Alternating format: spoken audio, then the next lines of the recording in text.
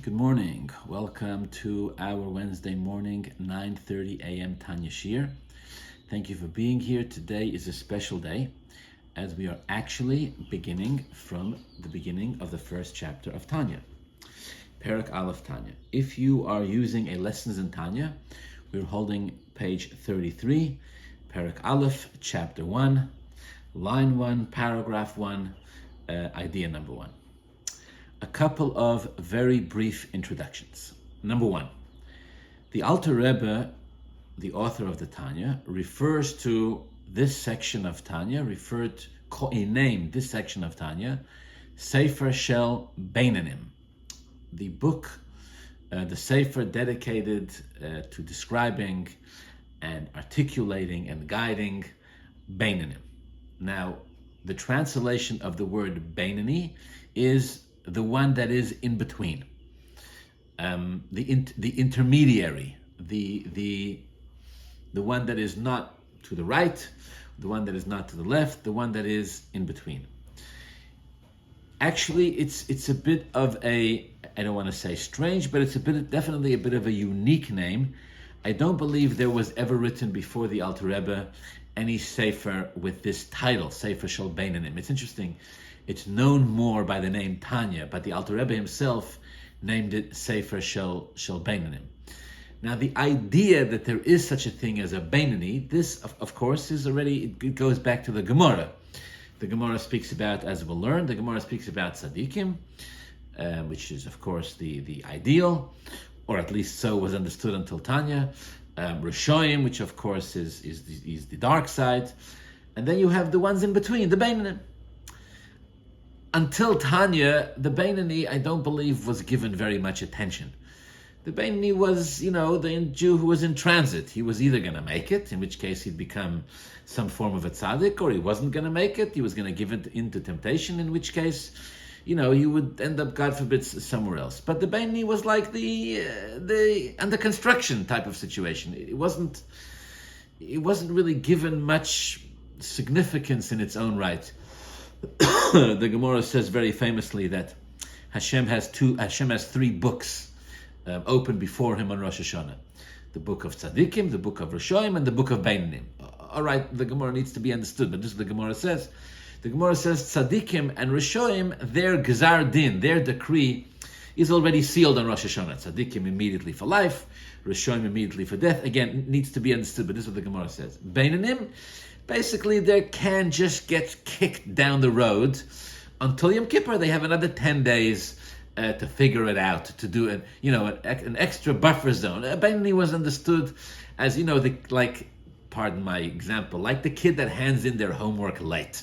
It's just the one, just the one that can't get their act together one way or the other. It was seen as sort of not really significant, but really non-definitive. Like, what's a Beinani? A Beinani is in between. Not nishtahinu nishtahera. I had a principal who liked to say that teenagers, it's a Yiddish joke, he used to like to say that teenagers are a cross between a chicken and a rabbit.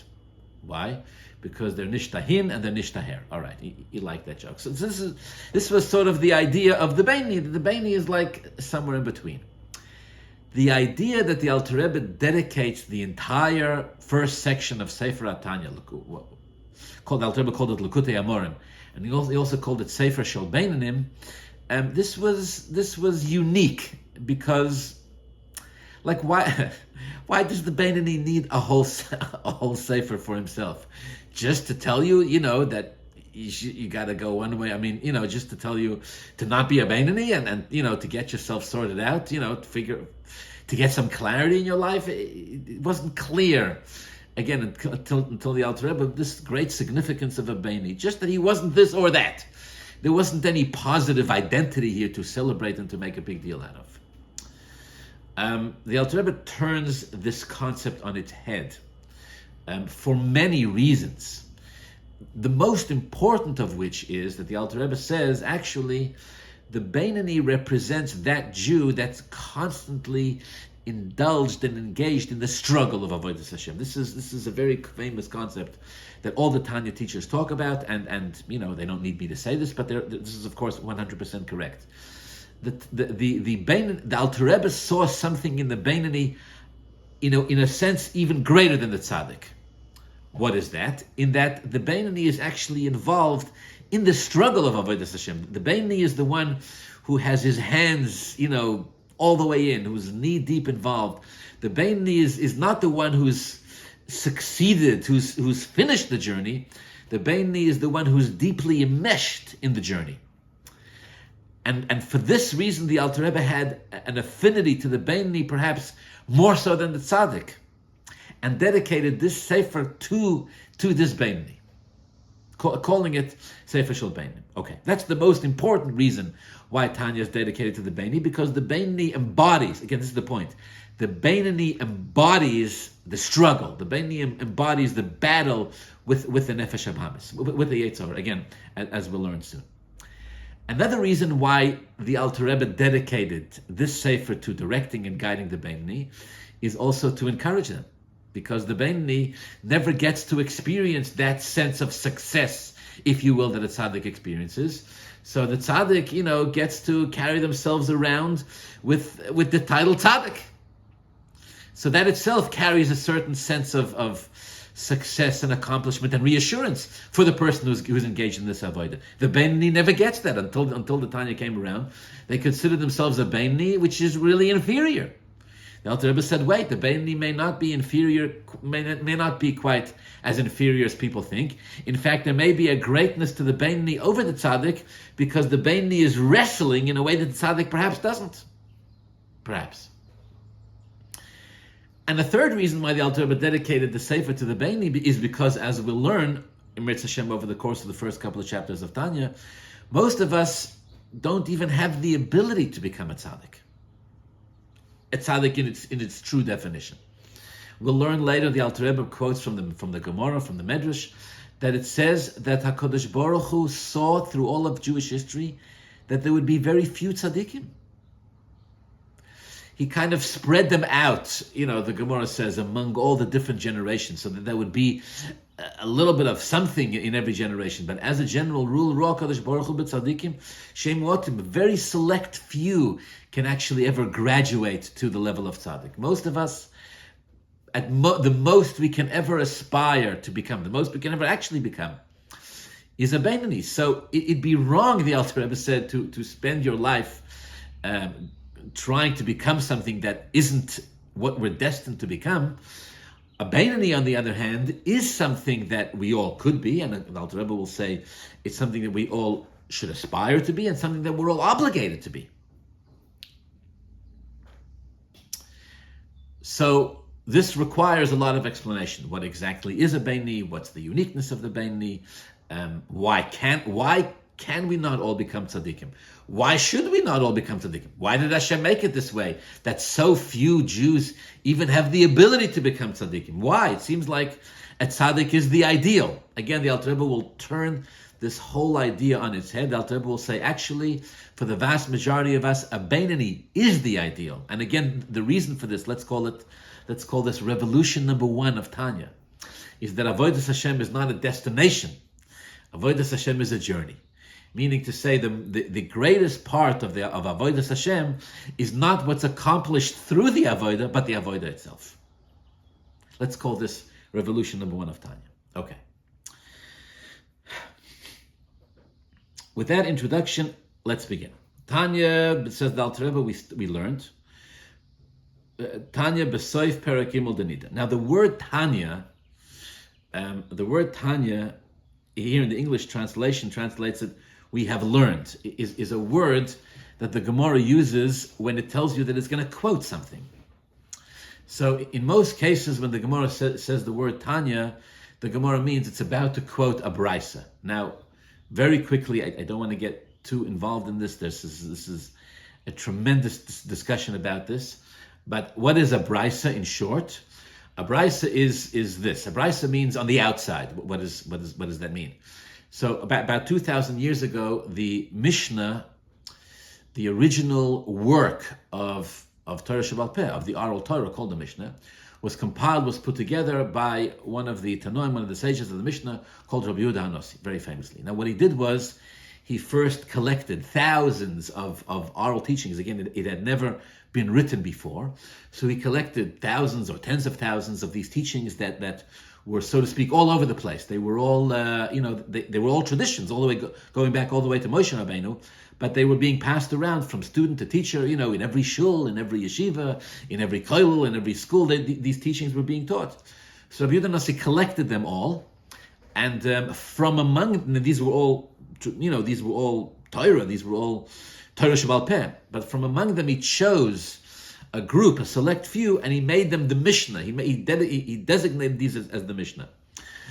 Those leftover teachings that fell on the editing floor, so to speak, those leftover teachings that were not included in the Mishnah, those were recorded as brises. Brisa means outside, meaning it's outside of the Mishnah.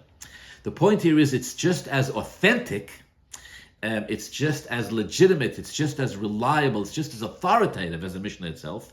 But for whatever reason, perhaps for reasons of repetition, for reasons Rabbi Yehuda Nasi felt it was too nuanced, it seemed to contradict the Mishnah, whatever the case may be, Rabbi Yehuda Nasi left these teachings out of the Mishnah, and they were collected in brises. The Gemara will often quote these brises. If they seem to contradict the Mishnah, the Gemara will reconcile it. If there's an unclear halacha, the Gemara will refer to the brises to clarify, etc.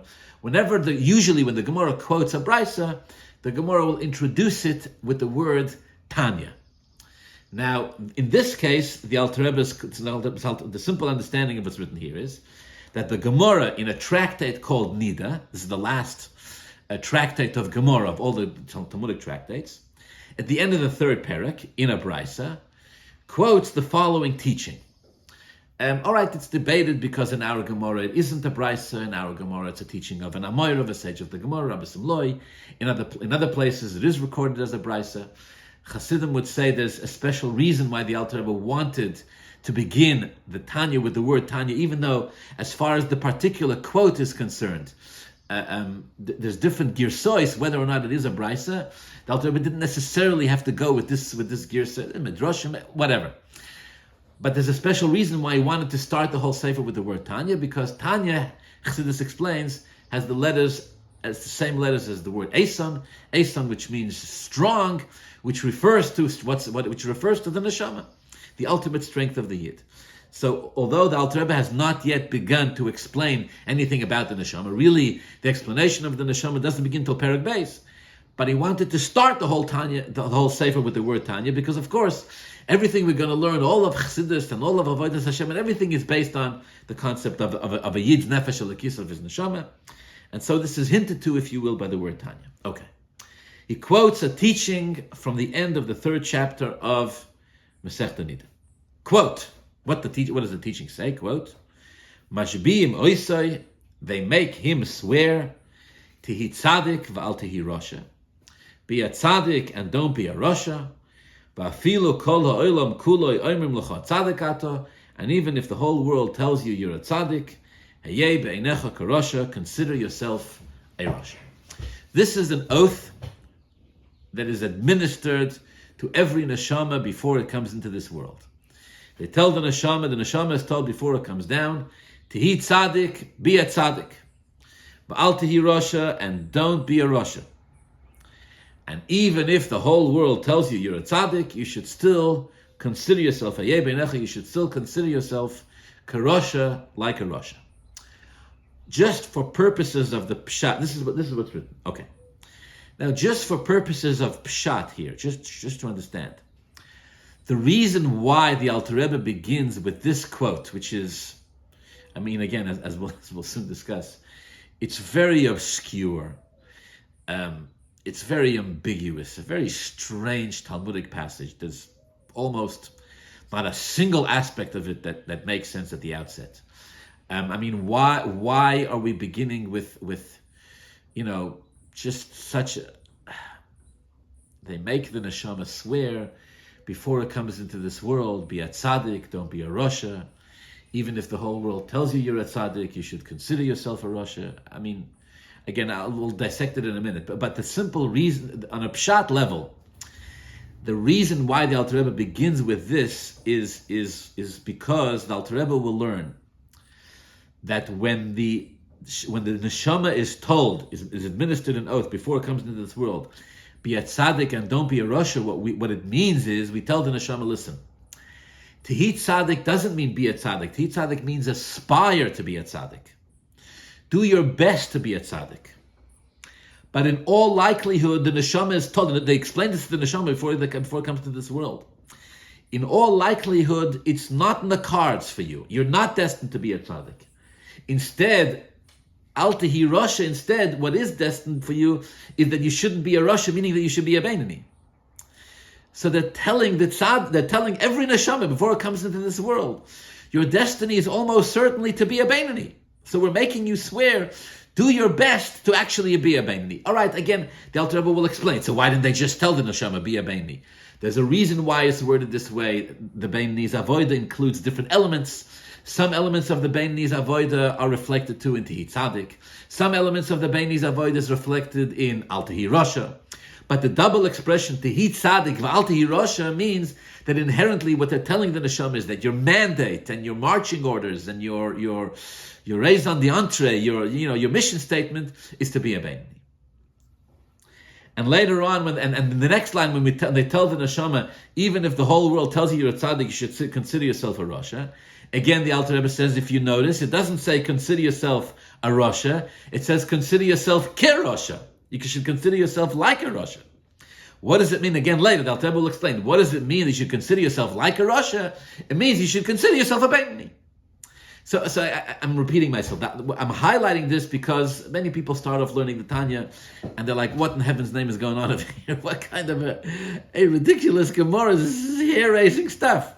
Well, why are we beginning with knocking ourselves against the wall?" So on a pshat level, because the Alter Rebbe will interpret, Chassidus will explain that this oath that's administered to every neshama in terms of speaking of its destiny and its shlichus in this world really is all about the beinani, both in terms of what the person should aspire to be.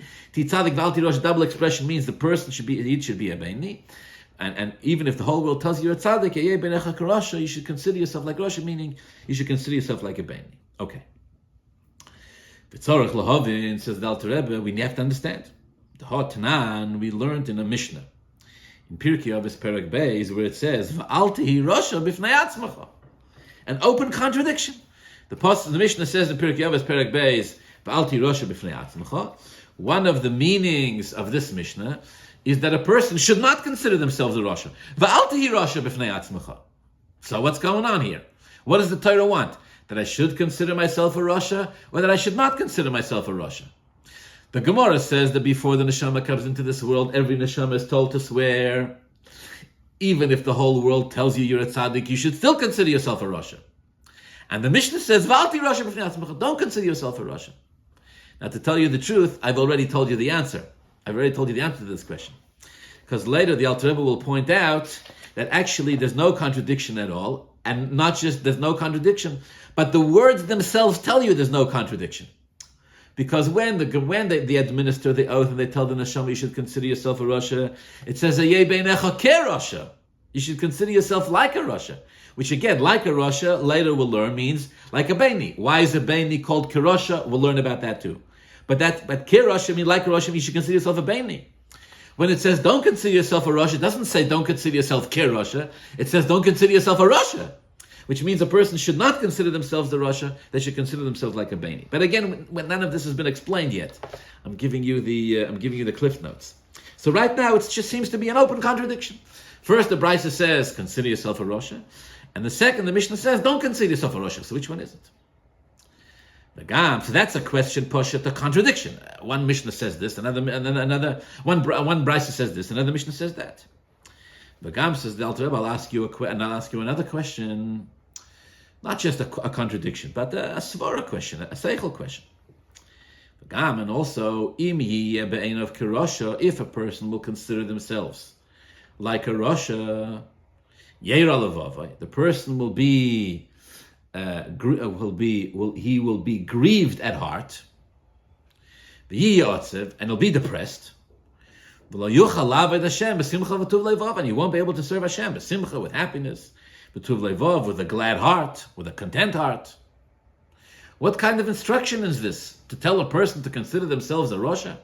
If he considers himself a Rosha, he'll be depressed, melancholy. Can you imagine what kind of a painful and agonizing life that is to consider yourself like a Rosha? You won't be able to serve Hashem. Again, later the Alter Rebbe will say the answer is you shouldn't consider yourself a Rosha. You should consider yourself like a Beinani. And when you understand what a Beinani is and how much Hashem enjoy, how much tainug and pleasure Hashem gets from the avoid of a Beinani, so actually not only will you not be depressed, but you'll be elated. We find, Alter Rebbe will say that, we find even the greatest of tzaddikim, individuals who were mamash tzaddikim, also considered themselves Beinanim.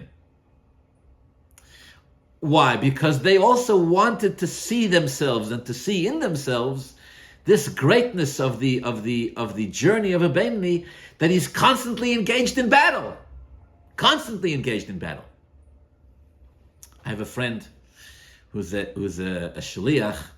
So, shluchim spend a lot of their time fundraising. So he was building, I believe it was a mikveh. Anyways, he went around for years fundraising for his mikveh, and Baruch Hashem, he fundraised successfully. Eventually, he finished building the mikveh. So he came to one of his balabatim, and he asked him for support. So the guy said, "No, what's with the mikveh?" He said, "Baruch." He was so proud to tell the supporter, "Baruch Hashem, we finished building the mikveh." He said, "You finished building the mikveh, no more money." He said, "No more money, but we need money for the maintenance of the mikveh. We need money for other things." The balabas said, "I'm sorry, no more support." So the shliach said, "I don't understand what's going on here. You're always a supporter of mine. Now nothing." So the balabas said to him, he said, "You got to use a bissel seichel." We're going to say to him, "Who told you to finish the mikveh?" In other words, as long as you're involved in building and construction, there's momentum. So the balabas said, "I felt compelled to invest." But if there's no more momentum because you finished, so then, so go to somebody else, so to speak. Anyways, there's a little bit of fundraising wisdom there. In other words, people want to invest in something that is a success, but they also want to invest when they can feel part of making something happen. Once it's already happened, so then it's happened already. What's the accomplishment of Yimazakt? So again, later the Alter Rebbe will say that considering yourself like a Beinani doesn't rob you of your simcha. Quite the contrary, it infuses you with simcha and infuses you with momentum but etc. But at this point, we haven't gotten into that yet. We're just reading it simply that every neshama is told before it comes into this world that it should try to be a tzaddik and not be. That it should be a tzaddik, not be a rasha, and consider itself a rasha, despite the whole world telling you you're a tzaddik. So the Alter Rebbe says, if you consider yourself a rasha, it seems like you'll become depressed, and if you become depressed, you won't be able to serve Hashem b'simcha v'tuv levav. And if you tell a person, okay, Hashem has told you to consider yourself a rasha. You're telling me considering yourself a rasha is going to make you depressed. Control yourself. Work on yourself. Become. Don't be depressed. Sing a niggin, right? If a person through avoida, obviously, will not let the fact that he considers himself a rasha bother him, he will strengthen himself and he will not let it get to him. Right? People, Rahman al-Islam, deal with very, very difficult circumstances in life. May Hashem protect us. Very difficult. And we always tell them they have to serve Hashem b'simcha v'tuv levav. How? It's a battle. You strengthen yourself. You focus on the good things. You just work constantly. So if the solution here, says the Alter Rebbe, is the same thing. Tell a person, Hashem told you to consider yourself a rasha. Consider yourself a rasha.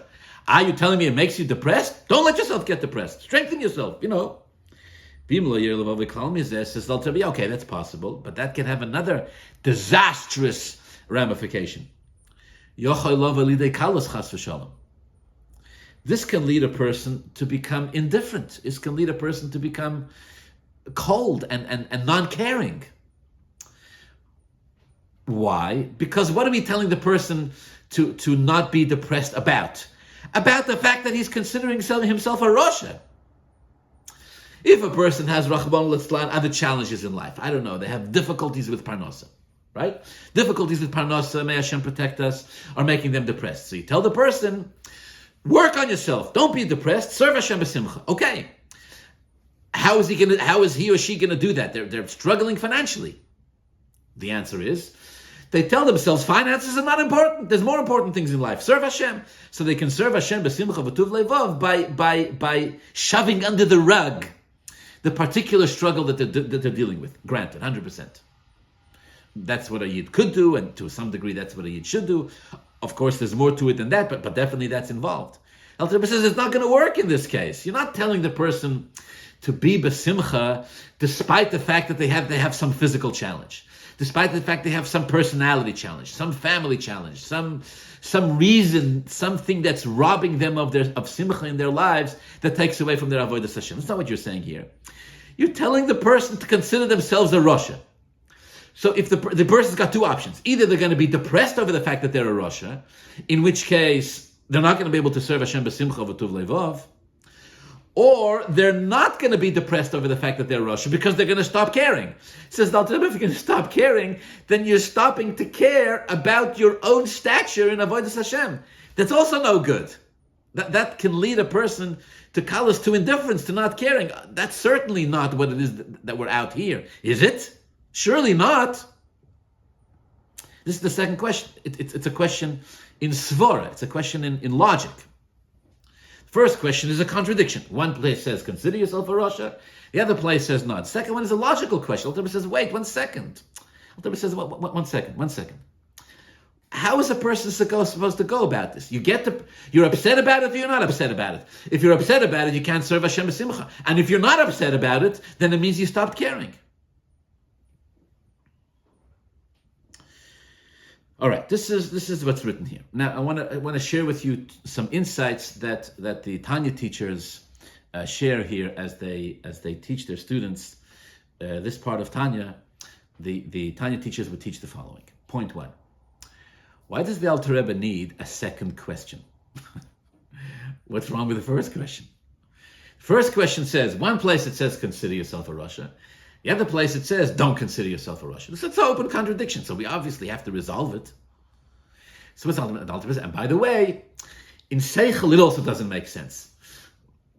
Right? In Higoy and in Svara, in intellect, from an academic perspective, there's a logical question of it. What do we need the logical question for? Why is the Alter Rebbe adding, by the way, it also doesn't make sense? Of course it doesn't make sense. There's an open contradiction. So Chassidim would ask this question, right? In other words, what's the need? Once you have an open contradiction, a seeming contradiction between two Mishnahs or two Brises, what's the need to say, oh, and by the way, it also doesn't make sense? It doesn't make sense. Of course it doesn't make sense. Yeah, you have this. I enjoyed very much the question. In other words, Chassidus, it's not an intellectual book where we're trying to accomplish something philosophically. It's not a book of philosophy. It's a Torah book. So the first question the Alter Rebbe asked, and of course it's the first question because it's a question based in sources, right? So first question is, it seems to be a blatant contradiction. Granted, beautiful. Alter Rebbe says it also, Begam, another question, also doesn't make sense. What's the need for this? It's almost, I would say even, it's almost disrespectful. Like, what are you adding a question of your own after you've said it's a contradiction? Resolve the contradiction, and then we'll see if we still have any questions. So Chassidim gave a beautiful answer, and it's actually a very simple answer. They said, simple, because we're quoting here, we're quoting a Bryce. So the Bryce says, they tell the Neshama, consider yourself a Rasha. We're quoting a Mishnah in Perek Aleph. The Mishnah says, Alti Rasha b'fnei atzmecha, don't consider yourself a Rasha. But this Mishnah, Alti Rasha b'fnei atzmecha, has many other ways of interpretation. There's many other ways of explaining the Mishnah. For example, right? V'alti Rasha b'fnei atzmecha could mean, don't be a Rasha when it's just you, when there's nobody else, when you're b'fnei atzmecha, when nobody else is around and you're alone, don't be a Rasha. Right? The famous bracha of Rabbi Yochanan ben Zakkai on his deathbed. He told his students, you should fear Hashem as much as you fear man. When a person sins, his only prayer is that nobody should see him. He shouldn't get caught. Another, you can interpret the Mishnah differently. Don't be a Rasha when it's just you, right? Or so another interpretation, similar to the concept of Al Tifresh Min HaTzibur, right? Don't separate yourself from the community. Meaning, don't be a Rasha who secludes himself or separate by being alone, separate from everybody else. Always be involved in the community. So these are other interpretations of the Mishnah that the commentaries give on the words Valti Rasha b'fnei atzmecha. So it's not necessarily a contradiction, meaning to say there are other ways of interpreting the Mishnah. So we can resolve the contradiction, so to speak, very simply. So Alter Rebbe says, okay, the contradiction itself can be resolved in other ways. The Alter Rebbe will resolve it using the concept of Beini, but there's other ways to interpret the word Valti Rasha b'fnei atzmecha. This is why the Alter Rebbe adds another question that it also the idea of considering yourself a Rasha also doesn't make any sense. Another beautiful insight that I heard here is Chassidim say this. Why doesn't the Alter Rebbe ask the question in general? What's it got to do with this? Whenever a person does an Aveira, you have this question. What should he do? Should he get depressed over the fact that he did an Aveira, or should he not be depressed over the fact that he did an Aveira? Whenever a person has some shortfall, not just some kind of shortfall in themselves, what do? Miserable or not miserable? And again, you have the problem either way. If he's miserable, he can't serve Hashem b'simcha v'tuv levav. And if he's not miserable, then he's going to stop caring. You did an Aveira, you're not miserable. It seems like it would be a question in every scenario. But this, Chassidim explains, is also not a question. Why? Because every other scenario, whenever a person does Rahman, like an Aveira, experiences some sort of spiritual shortfall, you always have a solution. You could do tshuva. You can always fix it. So what do we tell a person? Don't be miserable? Of course you should be upset in a healthy, spiritually healthy way, of course. A person should be pained over their own spiritual imperfections. But the regular understanding is that this will lead a person to tshuva, and once you do tshuva, so then you graduate. But here we quote a Maimer Chazal that says, no, a mandate for life. You should always consider yourself a Rasha, which means even if you do tshuva, you still have to consider yourself a Rasha. So now we got the question. Now we got the question. So what do you mean? So if I'm always going to consider myself a Rasha, now we're saying there's no exit. There's no exit strategy here. Because no matter what you do, you'll always have to consider yourself a Rasha. That's why the Alter Rebbe asks, how do we deal with this emotionally? Do we accept it? We'll be miserable. If we don't accept it, if we don't allow ourselves to become pained over this, we become indifferent. When my father, Zal Zayin Gesund, taught us Tanya, so he probed us to ask another question. The other question is, what do you mean? It's difficult to understand. We tell the person, even if the whole world, I feel kol ha'olam kulei, tells you you're a tzaddik, you should still consider yourself a Rasha. So my father kind of, in teaching us to ask questions, he taught us to ask this question. He said, what do you mean? Even if the whole world tells you you're a tzaddik, you should still consider yourself a What's the truth? What's the truth? Are you a tzaddik or a Rasha? If the truth is that you're a Rasha, then who cares what the whole world says? The whole world says you're a tzaddik. So you managed to fool the world. All right, we know you can't fool all the people all the time. But let's say somehow you could. I don't know. But if the truth is that you're not a tzaddik and the whole world is wrong, so then the whole world is wrong. Why is it so significant that the whole world is wrong? We need rayas. We need proofs that the whole world can be morally wrong about stuff. Look what's going on in the world today. And if you really are a tzaddik, then number one, if you really are a tzaddik, why should you consider yourself a Rasha? And number two, why are we saying, afilu kol olam kulei, the whole world is saying? Why is it significant that this is what the whole world is saying? Why not just say, even if you are a tzaddik, still consider yourself a Rasha. Still consider yourself a Rasha. So what are we telling the neshama? Even if everybody else thinks you're a tzaddik, you should still consider yourself a Rasha. Why are we teaching this to the neshama? Whoever thought that because the whole world thinks something is correct, therefore it's correct? It's the chametzias. Either it is correct or it's not correct. This is a phenomenal question. I started learning this when I was very young, and the question stayed with me. It's a very important question. Since when is kol ha'olam kulei an authority on who's a tzaddik? And It either is or it isn't. If it is, and you really are a tzaddik, then just say, even if you're a tzaddik, consider yourself a rasha. And if it's not, then who cares about their opinion altogether? Okay. All of these questions, they're very important questions because they force us to begin to develop a new understanding of everything. That Chassidus is going to not just teach us about Beinim, Chassidus is going to teach us a new understanding of Avodas Hashem and the purpose of the world and everything completely. All right, last point, and I want to read just a few more lines. Last point is like this. When most people hear this Gemara, be a tzaddik, don't be a rasha, and even if the whole world tells you you're a tzaddik, you should still consider yourself a rasha. No, beseder. Most people, I don't want to say they write it off, God forbid, but we shrug our shoulders a bit. We go, what's the big deal?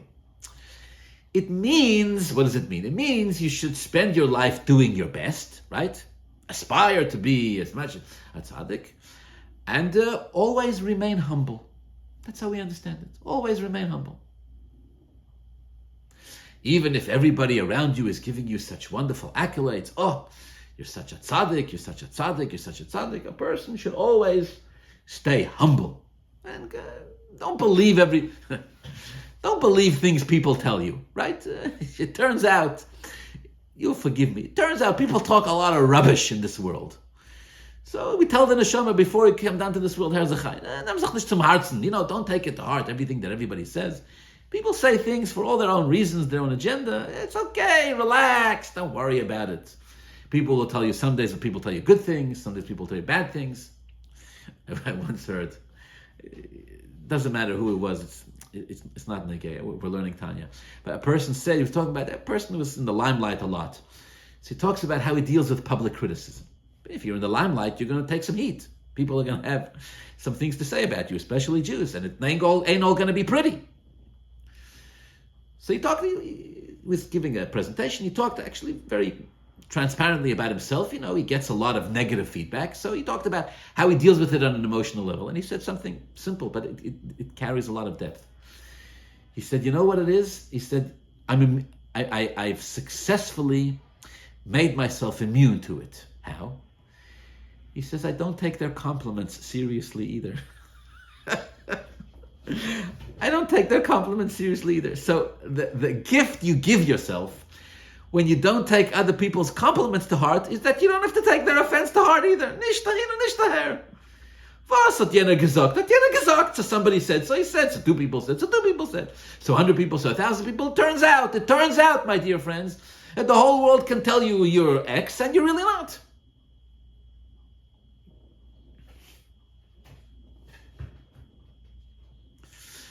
So people hear this and they think they sort of, the depth of it can be missed on us. The Torah means a person should stay humble. Chassidus categorically, absolutely refuses to accept this as pshat. Yes, of course, a person has to be humble. But the reason why the neshama is told to consider yourself a rasha is absolutely not just an issue of telling the neshama to be humble. First of all, if you wanted to tell the neshama to be humble, you could tell the neshama, be humble. Second of all, even the term that's used is even anivus has to be be'erech, which means even when a person is humble, this is going to become very relevant later on when we learn the story of Rabba who said, I'm a Beinani. Even humility, even when a person is humble, the humility has to be be'erech, which means it has to be within range. We're not going to tell a human being, you know something, we want you to be so humble that you should walk around and think you're a turtle. Torah's, there's no such thing. It's not humility. That's mental illness. If a person thinks that they're a chicken, you're not going to say the person is humble. The person is not humble. The person is mentally ill. They don't know who they are.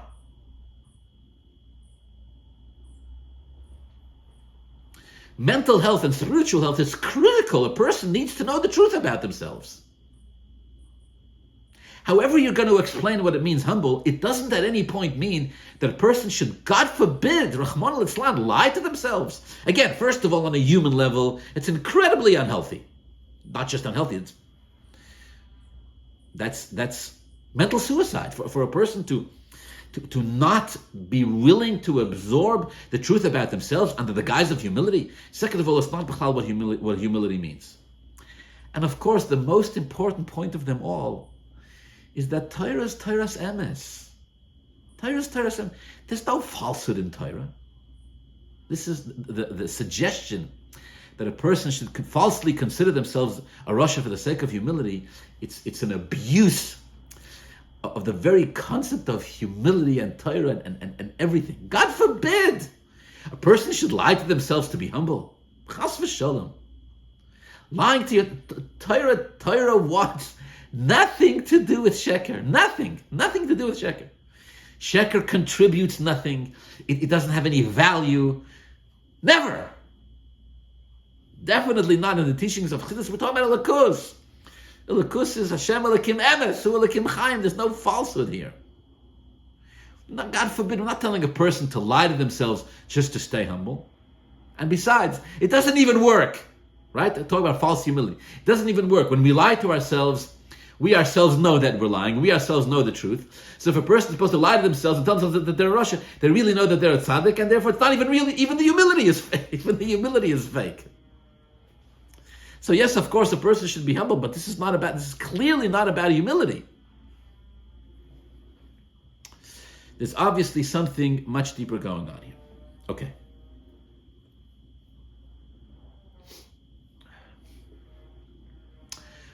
Let me add this. Okay, well, I guess we'll stop over here.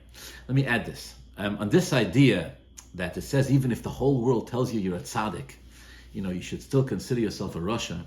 I feel like it's appropriate to conclude with this story. The Alter Rebbe we know was a neshama chadosha. Neshama chadosha means that the Alter Rebbe's neshama had never been in the world before the Alter Rebbe. It was a new. So the expression is a neshama chadosha, a new neshama, meaning not just technically it wasn't here, but even spiritually it was a new neshama. But we know that the Baal Shem Tov, who was the founder of Chassidus, the Baal Shem Tov was not a neshama chadosha.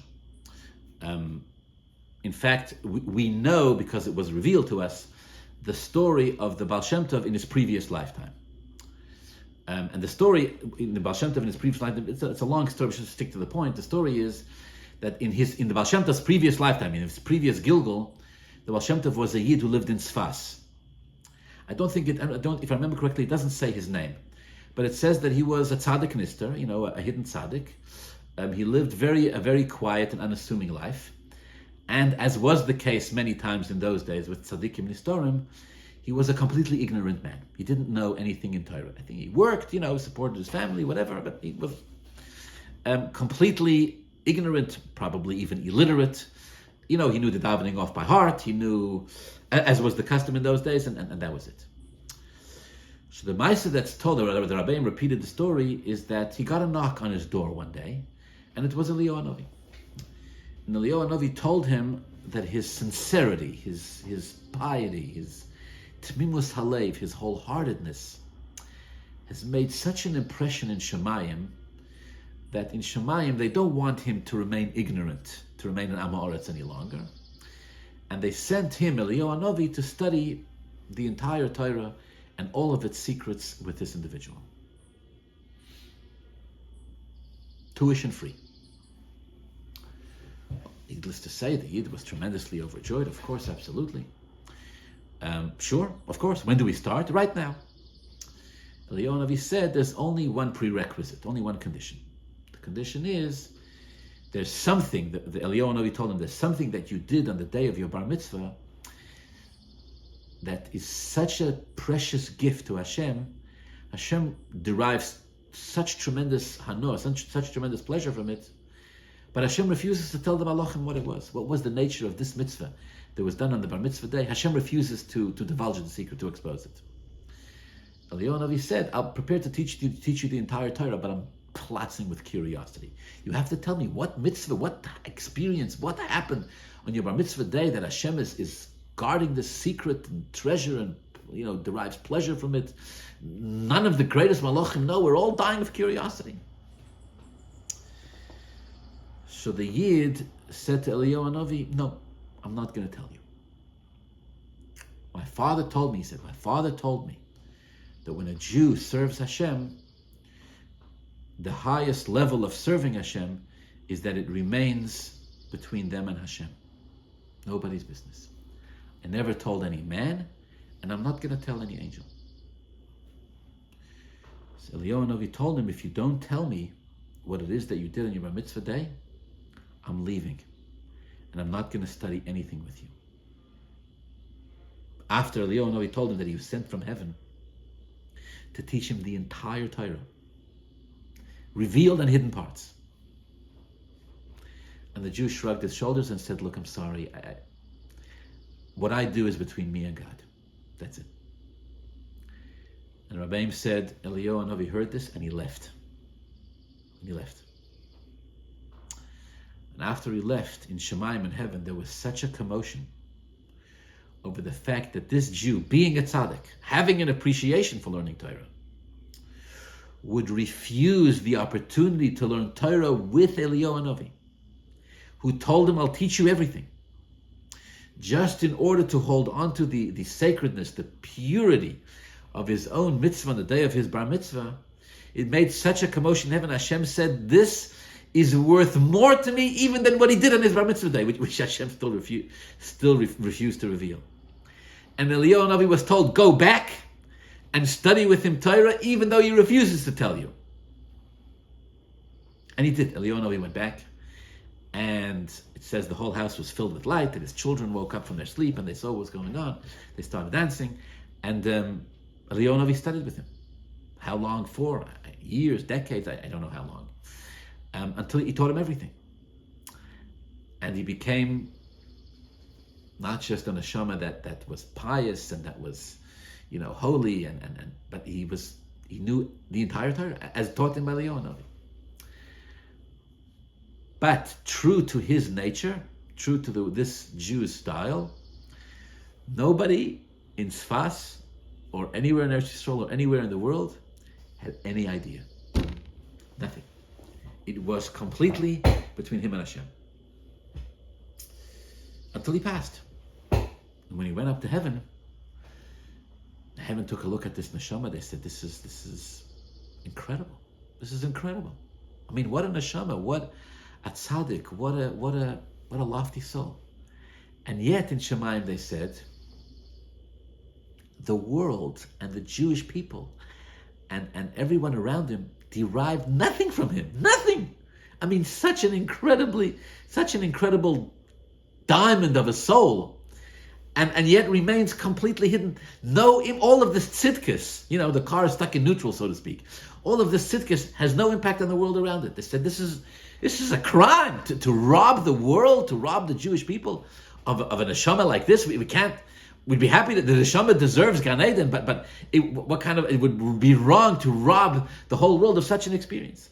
So they sent the neshama back into the world, and this was to reveal itself and to spread its light with the rest of the world. And this was the neshama of the Baal Shem Tov, which of course explains why the Baal Shem Tov, this was the neshama of the Baal Shem Tov, which of course explains why the Baal Shem Tov had set up such a personal challenge, personally, with actually revealing himself. When it came time to reveal himself, the Baal Shem Tov struggled with it so much, because in his spiritual DNA was this previous lifetime, this Gilgul of doing it all between themselves and Hashem and not for anyone else. I think of this sometimes when I read the opening lines of Tanya. You're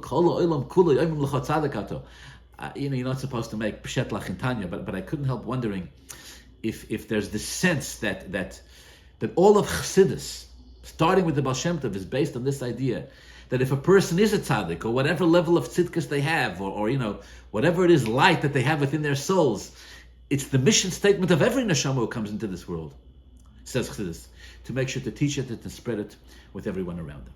Okay.